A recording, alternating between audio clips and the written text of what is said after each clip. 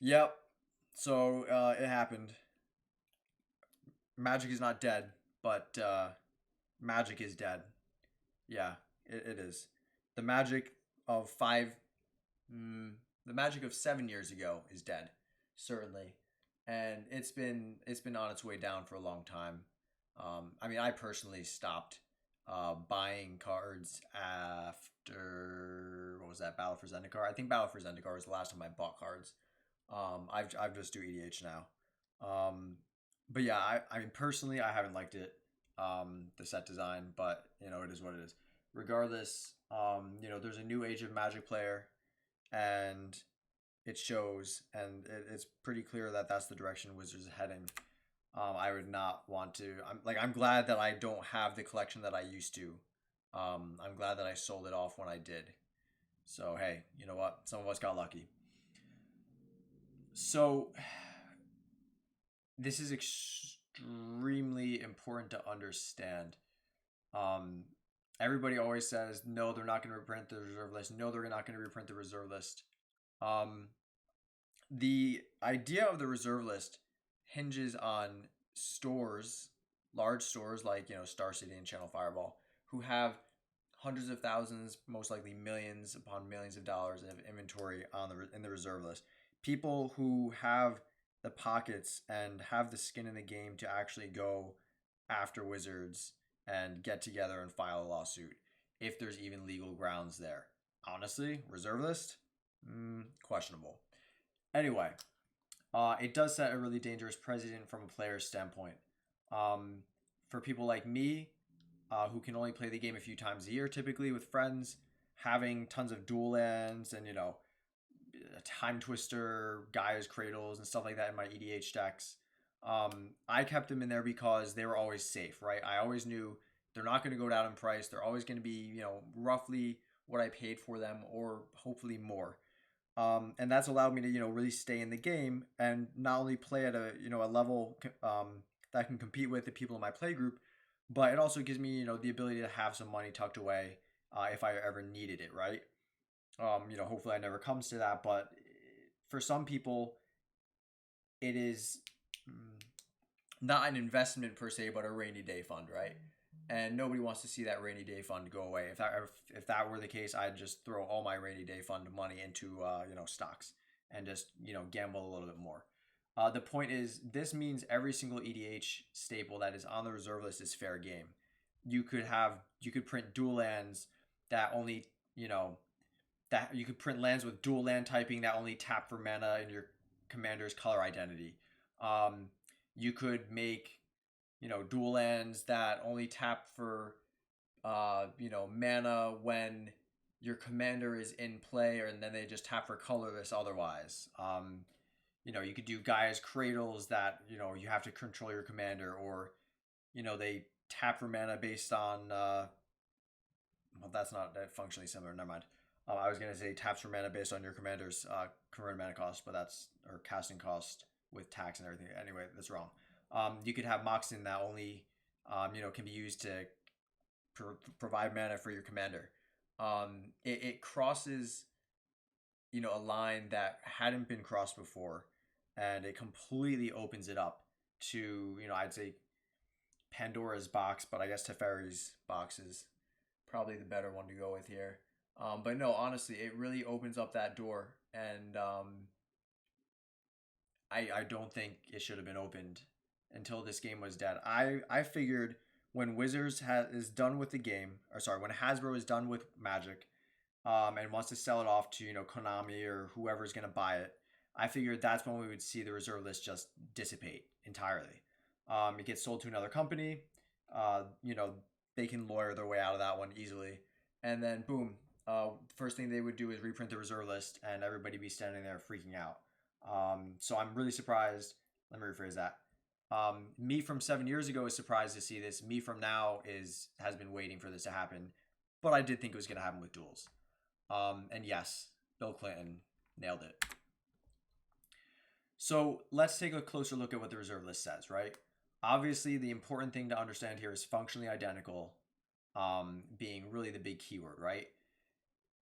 Because EDH or Commander is first focused around your commander, right? Like everybody can agree on that premise. All right. So it's focused around your commander, and your commander plays an extremely core part of that format of the deck construction. And there are decks that rely almost entirely on their commander.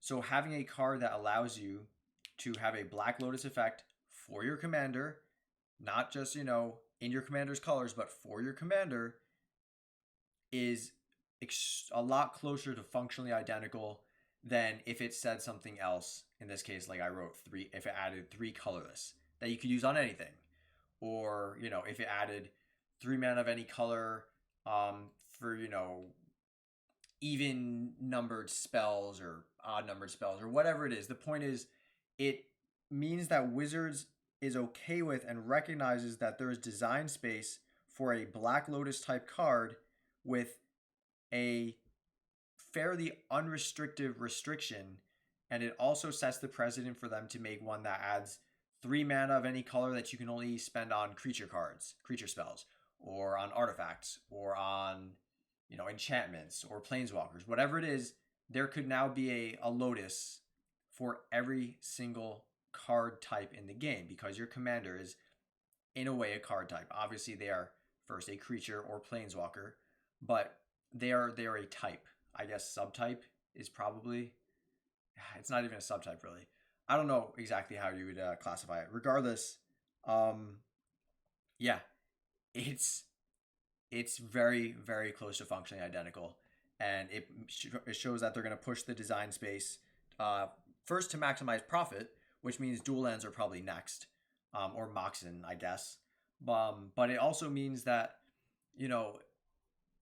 the meta game of EDH, the speed of the format is going to be significantly impacted, and I think people aren't really seeing it because in casual playgroups it won't matter that much, but in any sort of competitive or semi-competitive setting, this is going to matter a lot. And again, so I mean, if you look at it, yes, it is different. It is restricted to spending this mana to cast your commander. Okay, it's really good for 1 mana or monocolored. It's really good for 2-colored commanders. Even 3-color, I could see it being used without too much drawback. So it's going to be really interesting to see how this goes. But yeah, it's really close. It really is. Yeah, there have been some other cards that have had pretty much nearly functional reprints, but it's been a long time since they did that for something on the reserve list. Off the top of my head, Nykthos maybe in some ways is kind of like a Gaia's Cradle or Tolarian Academy, but even then that's really a stretch. These cards are identical in almost every single way except for one line of text, but it's being put into a format where that one line of text is almost completely irrelevant. So again, if we go back to the idea of a functionally identical card in EDH, Jeweled Lotus is almost functionally identical.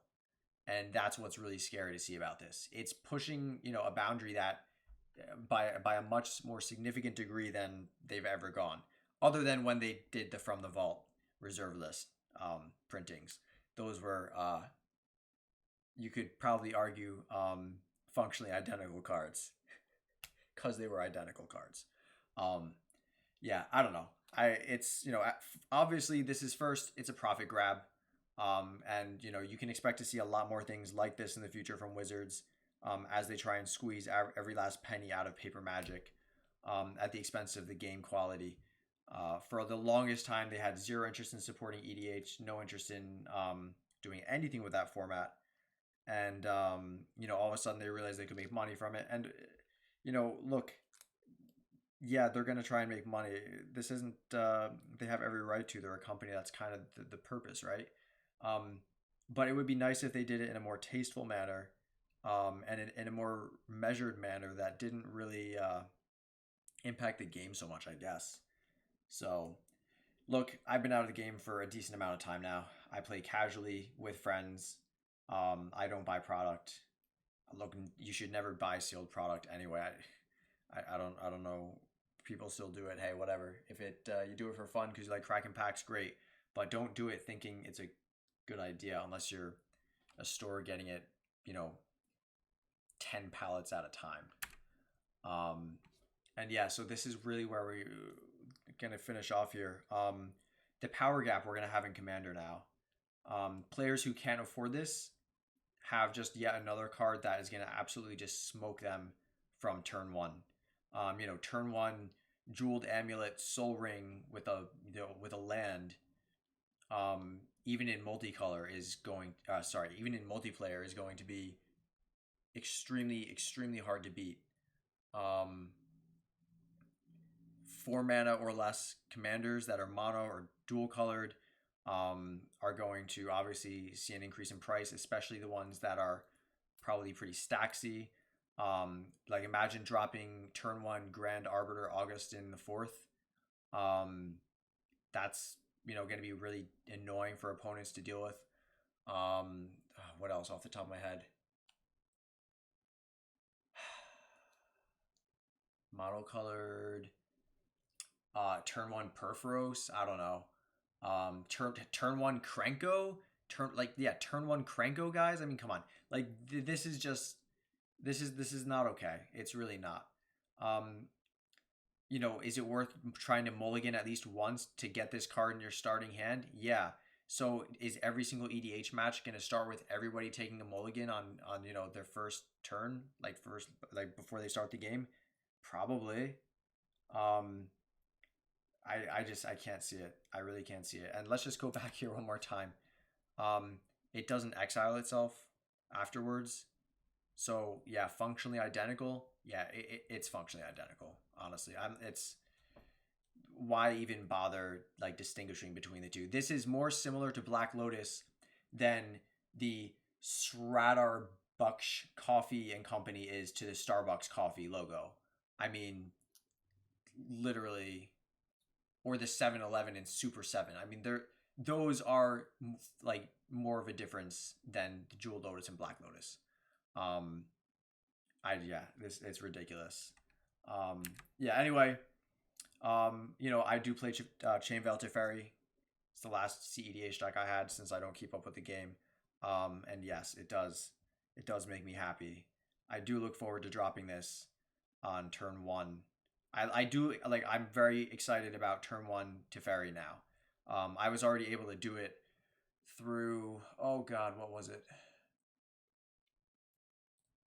Soul Ring, Mox, Opal, Mana Vault,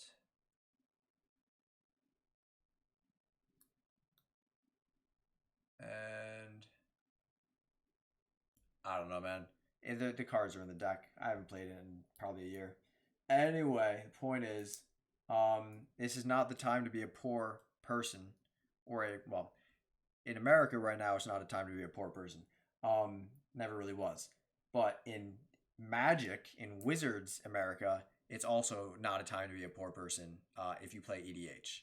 So I envy all the Timmies at home who are just going to print this out in on their 200 DPI home printer and possibly not even play it sleeved with their kitchen table Magic. And I do envy those people who can do that and enjoy it, because I do prefer real Magic cards now. It's one of those things you just can't go back.